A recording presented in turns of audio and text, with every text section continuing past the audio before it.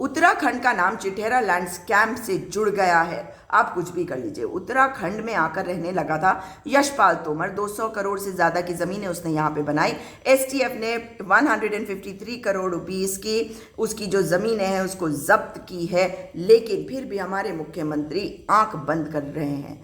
अगर देश की बात होती है तो देश में कोई भी राज्य हो, कहीं पे भी अपराध हो और तार कहीं से भी जुड़े हो, तो मुख्यमंत्री जी आप ये नहीं कह सकते कि जी ये एफआईआर तो उत्तर प्रदेश में दर्ज हुई है। ये दलित पट्टाधारकों की जमीन को गैंगस्टर यशपाल तोमर ने अपने और अपने नजदीकियों के नाम कर दिया था।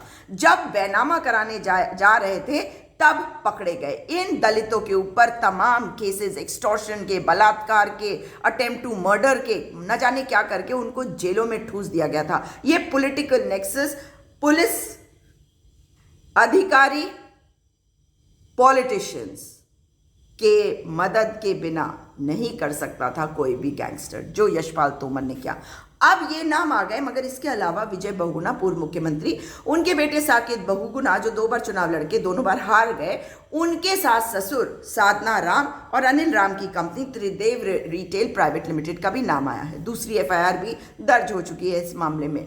मगर खनन प्रेमी मुख्यमंत्री ये कह रहे हैं कि इस मामले में उनका कोई लेना देना नहीं। मतलब उत्तराखंड का कैसे लेना देना नहीं है? क्या ब्रिजेश संत अपने पिता एम संत की प्रॉपर्टी को इनहेरिट करेंगे या नहीं? एम संत ने गलत तरीके से प्रॉपर्टी कमाई है, ये प्राइमा फेसाई आया है या नहीं? और ये भाजपा की सरकार है उत्तर प्रदेश में, कांग्रेस की सरकार नहीं है।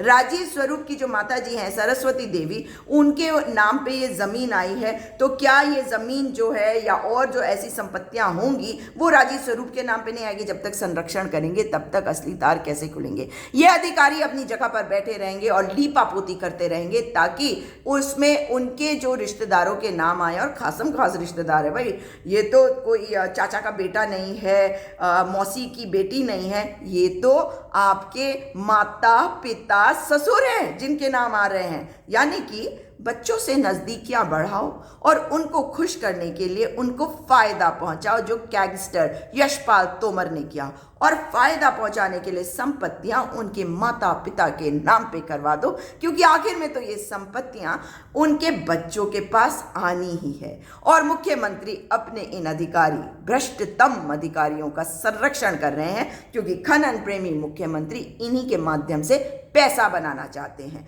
अगर ऐसा नहीं होता तो मुख्यमंत्री कहते कि दूध का दूध और पानी का पानी जब तक नहीं हो जाता तब तक इन अधिकारियों को इन पदों से हटाकर लंबी छुट्टी पर भेज देते हैं, या इनको किसी ऐसी पोस्ट पे बैठा देते हैं जहां पे इनका मुख्यमंत्री के दफ्तर से इतना करीबी रिश्ता ना रह जाए। मगर नहीं करेंगे, क्योंकि चाल चरित्र चेहरा यही तो है भाजपा का, और चाल चरित्र चेहरा यही तो है खनन प्रेमी भ्रष्ट मुख्यमंत्री पुष्कर सिंह धामी का। पैसा बनाते जाओ, उत्तराखंड की जनता को लूटते जाओ, नेक्सस बनाए जाओ, भ्रष्ट अधिकारियों का संरक्षण करो और अपने आप को आगे बढ़ाते जाओ। चाल चरित्र और चेहरा ये है आपका मुख्यमंत्री धामी जी।